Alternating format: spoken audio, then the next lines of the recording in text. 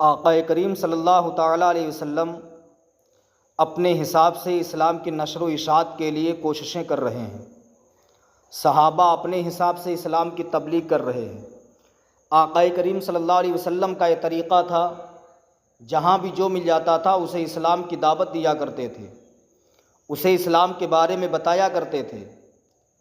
اسلام دن بہ دن ترقی کر رہا ہے، اسلام دن بہ دن بڑھتا چلا جا رہا ہے۔ صحابہ اپنے اس حساب سے اسلام کی نشر و اشاعت کر رہے ہیں۔ 40ویں نمبر پر امیر المومنین سیدنا عمر بن خطاب کا نام آتا ہے۔ امیر المومنین سیدنا عمر بن خطاب رضی اللہ تعالیٰ عنہ، ادھر آقا کریم صلی اللہ علیہ وسلم نے دعا فرمائی، یا اللہ عمر کو اسلام کی دولت سے مالا مال فرما دے، اے اللہ عمر کو اسلام دے دے۔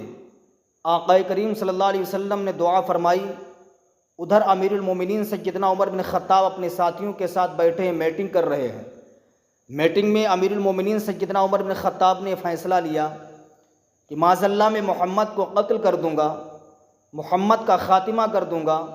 جب محمد کو قتل کر دوں گا، جب بانی اسلام ہی ختم ہو جائے گا تو اسلام خود بخود مٹ جائے گا۔ عمر بن خطاب نے اتنا سوچا، سوچنے کے بعد تلوار کو نیام سے نکالا، گھر سے باہر نکلے، اعلان کرتے ہوئے جا رہے، اے لوگو سنو، آج میں بانی اسلام کا قتل کرنے جا رہا ہوں، آج کے بعد کوئی بھی اسلام کا نام لیوا دنیا میں نہیں رہ جائے گا۔ اعلان کرتے ہوئے گھر سے نکلے، راستے میں نعیم بن عبداللہ سے ملاقات ہوئی۔ نعیم بن عبداللہ نے دیکھا کہ عمر غصے میں جا رہے ہیں، عمر غصے کی وجہ سے حضرت عمر کی آنکھیں سرخ ہیں، جوش اور غصے میں جا رہے ہیں۔ نعیم بن عبداللہ نے کہا، عمر اتنے جوش اور غصے میں کہاں جا رہے ہو؟ حضرت عمر نے کہا تھا، اے نعیم بن عبداللہ سنو، میں معاذ اللہ محمد کو قتل کرنے جا رہا ہوں، آج بانی اسلام ہی قتل ہو جائے گا تو اسلام کا نام و نشان مٹ جائے گا، اسلام کا کوئی نام لیوا نہیں رہ جائے گا۔ نعیم بن عبداللہ نے مسکرا کے جواب دیا، عمر تم جس محمد کو قتل کرنے کے لیے جا رہے ہو، جس محمد کو قتل کرنے کا تمہارا ارادہ ہے، جس اسلام کو تم مٹانے کے لیے گھر سے نکلے ہو، اس محمد کا کلمہ تمہاری بہن نے پڑھ لیا ہے، اس محمد کا کلمہ تمہارے بہنوئی نے پڑھ لیا ہے۔ اتنا سننا تھا، امیر المومنین سیدنا عمر بن خطاب کا جوش اور غصہ اور بڑھ جاتا ہے۔ آپ نے راستے کو تبدیل کیا، راستہ چینج کرتے ہیں، جا رہے تھے محمد صلی اللہ علیہ وسلم کو قتل کرنے کے ارادے سے، لیکن اب وہ راستہ چھوڑ دیا، بہن کے دروازے پر پہنچتے ہیں، دروازے پر دستک دیتے ہیں، اندر آپ کی بہن قرآن پاک کی تلاوت کر رہی ہیں، یاسین والقرآن الحکیم انک لمن المرسلین علی صراط یاسین والقرآن الحکیم انک لمن المرسلین، قرآن پاک کی تلاوت کر رہی ہے۔ ادھر امیر المومنین سیدنا عمر بن خطاب نے دروازے پر دستک دی، آواز دیتے ہیں۔ آپ کی بہن نے امیر المومنین عمر بن خطاب کی آواز کو سنا، آپ کی بہن نے دل میں تہیہ کر لیا، آج میری خیر نہیں ہے، اس لیے کہ میرے بھائی کو کسی نے خبر کر دی میں نے محمد بن عبداللہ کا کلمہ پڑھ لیا ہے۔ آپ کی بہن قرآن پاک کو بند کرتی ہیں، دروازہ کھولتی ہیں۔ امیر المومنین سیدنا عمر بن خطاب نے پوچھا، بہن سچ سچ بتانا جو میں پوچھوں؟ آپ کی بہن نے کہا، بھائی میں جھوٹ تو بول سکتی تھی لیکن اب میں جھوٹ نہیں بولوں گی۔ امیر المومنین سیدنا عمر بن خطاب نے پوچھا، بہن میں نے سنا ہے تو نے محمد کا کلمہ پڑھ لیا ہے، میں نے سنا ہے تم نے اسلام قبول کر لیا ہے۔ بہن نے کہا، بھائی سنو، میں نے تم سے کہا ہے کہ میں جھوٹ نہیں بول سکتی ہوں، جھوٹ تو بول سکتی تھی لیکن جس تاریخ سے میں نے محمد کا کلمہ پڑھ لیا ہے، جس تاریخ سے میں نے محمد کی غلامی کا پٹا گلے میں ڈال دیا ہے، میں نے اس تاریخ سے جھوٹ بولنا ہی چھوڑ دیا ہے۔ بہن نے بلا جھجک جواب دیا، میں نے محمد کا کلمہ پڑھ لیا۔ حضرت عمر بن خطاب کو غصہ آیا، اتنا زیادہ غصہ آیا کہ آپ نے اپنی بہن کے چہرے پر تھپڑ مارنا شروع کیے، اتنا بے تحاشا، اتنا بے دردی کے ساتھ مارتے ہیں کہ آپ کی بہن کا جسم پاک خون سے لہولہان ہو جاتا ہے، خون میں لت پت ہو جاتی ہیں۔ عمر نے کہا، بہن اب بھی محمد کا کلمہ پڑھے گی؟ بہن نے کہا تھا، عمر چاہے تم مجھے قتل کر دو، محمد کا کلمہ پڑھنا نہیں چھوڑیں گے۔ بے ہوش ہو کے زمین پہ گر گئیں۔ جب ہوش آیا پھر امیر المومنین عمر بن خطاب نے کہا، بہن اب تو محمد کا کلمہ پڑھنے چھوڑ دے۔ آپ کی بہن نے کہا تھا، عمر میں نے کہہ دیا کلمہ نہیں چھوڑوں گی۔ تیسری مرتبہ پھر بے تحاشا امیر المومنین عمر بن خطاب نے اپنی بہن کو مارا، پھر زمین پر بے ہوش ہو کر کے گر گئیں۔ تیسری مرتبہ جب ہوش آتا حضرت امیر المومنین عمر بن خطاب کا دل صاف و شفاف ہو رہا ہے، کیونکہ ادھر میرے سرکار کی دعا کی قبولیت کا وقت ہو گیا ہے۔ ادھر میرے سرکار نے دعا کی تھی یا اللہ عمر کو اسلام دے دے، عمر کو اسلام کی دولت سے مالا مال کر دے۔ ادھر امیر المومنین سیدنا عمر بن خطاب اپنے دل کے اندر خیال کرتے ہیں آخر محمد نے اسے کون سی گھٹی پلا دی ہے، کون سا ایسا نشہ اسے پلا دیا ہے کہ انہی کے گیت گا رہی ہے۔ میں نے اسے اتنا بے دردی کے ساتھ مارا جسم لہو لہان ہو گیا ہے، جسم سے خون نکل رہا، بے ہوش ہو کے گر جاتی ہے، جب ہوش آتا پھر بھی محمد کے گیت گا رہی ہے۔ حضرت امیر المومنین سیدنا عمر بن خطاب نے اپنی بہن سے کہا تھا اے میری بہن یہ بتاؤ سچ بتانا تم پڑھ کیا رہی تھی؟ بہن نے کہا میرے بھائی میں اللہ کا پاک کلام پڑھ رہی تھی۔ عمر نے کہا لاؤ میں دیکھوں وہ ہے کون سا کلام۔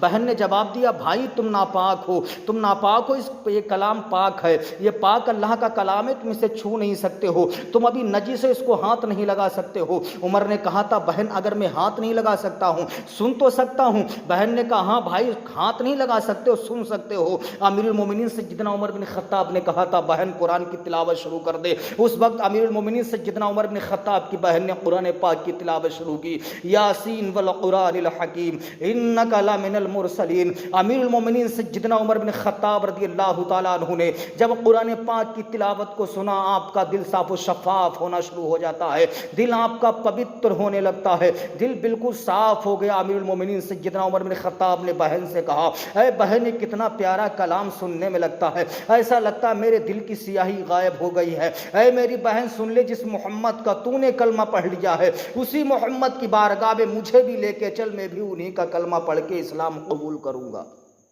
سبحان اللہ۔ اتنا کہا، کہنے کے بعد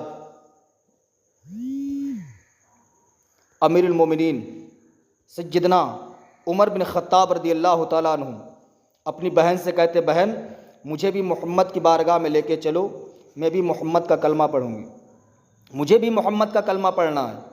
اتنا کہا امیر المومنین سیدنا عمر بن خطاب رضی اللہ تعالیٰ عنہ کی بہن لے کر کے چلتی ہیں۔ اس وقت آقا کریم صلی اللہ علیہ وسلم حضرت امیر حمزہ کے گھر تشریف فرما تھے۔ حضرت امیر حمزہ اپنے مکان کے باہر پہرا دے رہے تھے، کوئی دشمن آقا کریم کو کوئی اذیت نہ پہنچائے، کوئی دشمن تکلیف نہ پہنچائے۔ امیر المومنین سیدنا عمر بن خطاب کو حضرت امیر حمزہ نے دیکھا، دیکھنے کے بعد عرض کرتے ہیں یا رسول اللہ عمر آ رہے ہیں، اگر عمر کا ارادہ خیر ہے اچھا ہے تو ٹھیک، لیکن یا رسول اللہ اگر عمر کا ارادہ بد ہے تو حمزہ کی تلوار ہوگی، عمر کی گردن ہوگی۔ آقا کریم صلی اللہ علیہ وسلم نے ارشاد فرمایا اے امیر حمزہ عمر کو آنے دو، عمر کو رات میں نے خدا سے مانگ لیا ہے۔ سبحان اللہ۔ نبی فرماتے حمزہ عمر کو آنے دو، عمر کو رات میں نے خدا سے مانگ لیا ہے۔ امیر المومنین سیدنا عمر بن خطاب آقا کریم صلی اللہ علیہ وسلم کے پاس جاتے ہیں۔ آقا کریم صلی اللہ علیہ وسلم نے اپنی چادر شریف زمین پر بچھا دی، عمر سے فرمایا اے عمر اس چادر کے اوپر بیٹھ جاؤ۔ حضرت عمر چادر پر نہیں بیٹھتے ہیں، اس چادر کو آپ اٹھاتے اپنے سر پہ رکھتے ہیں، آنکھوں سے مس کرتے ہیں، عرض کرتے ہیں یا رسول اللہ میں آپ کو قتل کرنے کی ارادے سے آیا تھا، لیکن یا رسول اللہ میں نے اپنی بہن کو بھی بہت مارا ہے، بہت ستایا ہے، یا رسول اللہ میرے دل میں اسلام کی محبت آ گئی ہے، یا رسول اللہ اب اسلام پیش کیجئے، یا رسول اللہ اب دیر نہ کیجئے، عمر کو بھی کلمہ پڑھا کے داخل اسلام کر لیجئے۔ آقا کریم صلی اللہ علیہ وسلم نے حضرت عمر کو کلمہ پڑھایا، داخل اسلام کر لیا۔ اسلامی بھائیوں اندازہ لگائیے کہ اسلام ہم اور آپ تک کتنی مصیبتوں سے پہنچا ہے، صحابہ نے کتنی پریشانیاں برداشت کی ہیں۔ آقا کریم صلی اللہ علیہ وسلم نے اپنے شکم اطہر پر اسلام کی خاطر پتھر باندھے ہیں، اللہ اکبر، اسلام کی خاطر اپنے شکم اطہر پر پتھروں کو باندھا ہے۔ آج ہم سوچتے ہیں کہ اسلام بہت آسانی سے ہم تک پہنچا، اسلام ہے کیا؟ اللہ قرآن میں فرماتا ہے ان الدین عند اللہ الاسلام، بے شک اللہ کے نزدیک سب سے بہترین دین دین اسلام ہے۔ اسلام تیری نبض نہ ڈوبے گی حشر تک، اسلام تیری نبض نہ ڈوبے گی حشر تک، تیری رگوں میں خون ہے بسا چار یار کا۔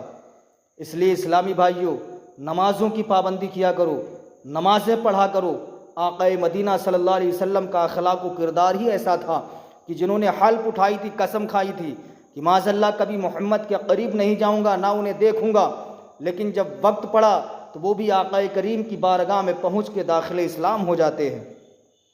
تو اسلام سے سچی محبت کرو، شریعت مصطفیٰ پر عمل کرنے کی کوشش کرو۔ اللہ کی عزت و جلال کی قسم اسلامی بھائیوں، اگر شریعت مطہرہ پر عمل کرتے رہو گے، شریعت پر عمل کرتے رہو گے تو انشاءاللہ دنیا میں بھی شاد رہو گے، مرنے کے بعد قبر میں بھی آباد ہو جاؤ گے۔